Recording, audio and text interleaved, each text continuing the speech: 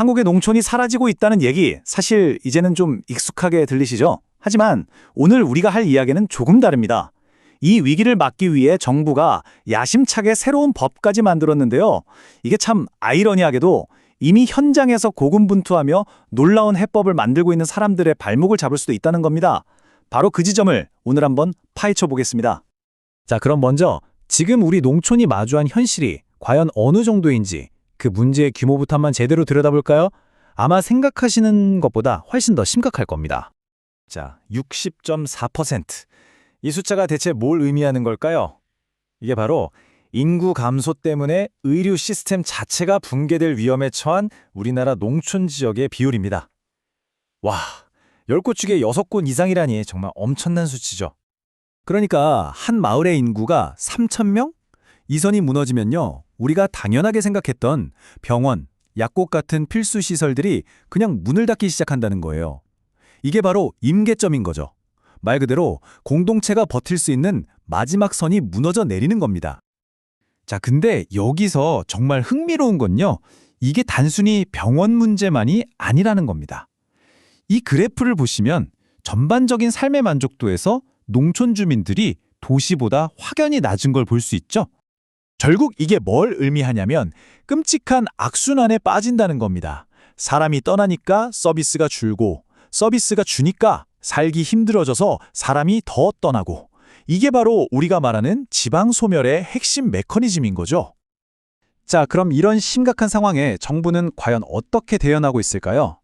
꽤나 강력해 보이는 새로운 카드를 꺼내 들었습니다. 이 문제에 대응하려고 2023년에 새로운 법이 만들어졌습니다. 그리고 올해부터 본격적으로 시행해서 내년에는 전국으로 확대할 계획이라고 해요. 핵심은 뭐냐? 바로 지역 공동체에 힘을 실어주겠다는 겁니다. 이 정책의 기본 아이디어는 아주 간단해요.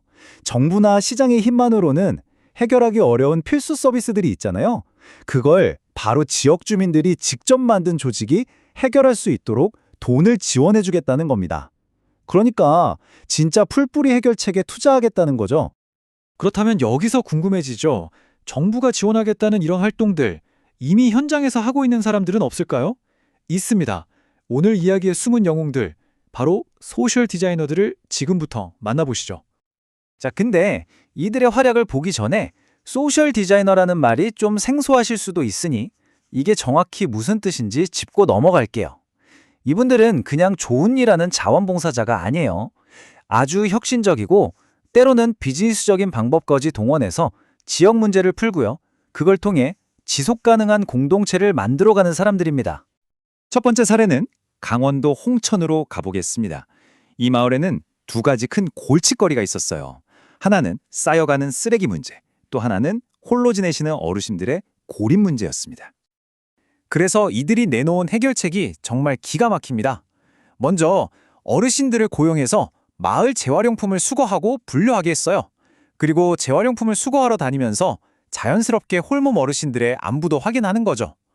여기서 그치지 않고 환경교육도 하고 고장난 물건을 수리해주는 서비스까지 운영했습니다. 와, 정말 대단하죠? 자, 다음 사례는 전라남도 영광입니다. 여기는 문제가 좀 더 단순했지만 주민들에게는 정말 심각했죠.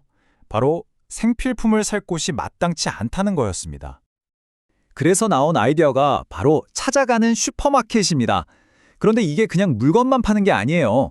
물건 주문 전화를 받으면서 자연스럽게 주민들 안부를 묻는 기회로 삼고요.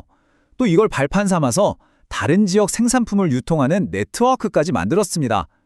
보세요. 단순한 이동 상점이 지역의 허브가 되고 복지 시스템이 되고 또 경제 엔진 역할까지 해내는 겁니다. 진짜 일석삼조의 효과죠. 자, 들어보니까 어떠세요? 이런 소셜 디자이너들이야말로 정부의 새 정책이 찾던 완벽한 파트너 같지 않나요?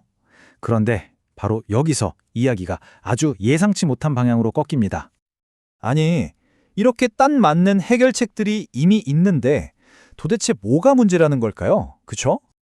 문제의 핵심은 바로 이겁니다. 이 법이 지원해주는 대상을 한번 보세요.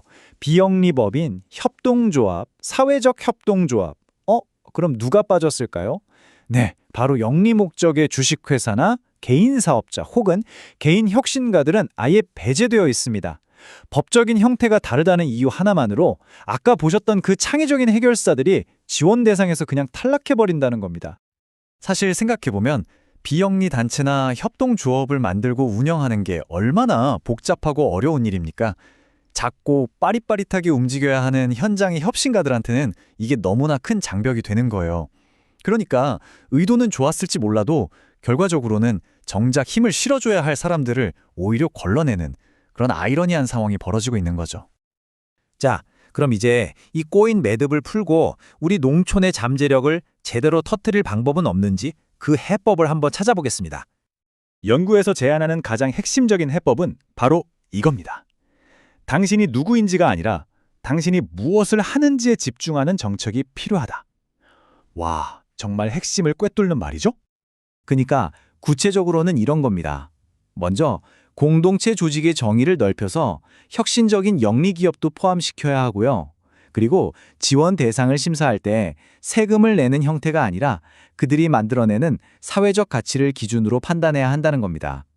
마지막으로 단순히 돈만 나눠주는 시스템이 아니라 이들이 계속 성장할 수 있도록 돕는 지원 생태계를 만들어야 한다는 거죠. 자, 오늘 이야기는 우리에게 마지막으로 이런 질문을 던집니다. 우리는 우리 주변의 숨은 영웅들을 얼마나 놓치고 있는가? 이건 단순히 한국 농촌만의 이야기가 아닐 겁니다. 지금 여러분이 계신 곳, 우리 동네를 한번 둘러보세요. 어쩌면 우리가 미처 알아보지 못하고 있는 세상을 바꾸는 멋진 사람들이 바로 옆에 있을지도 모릅니다.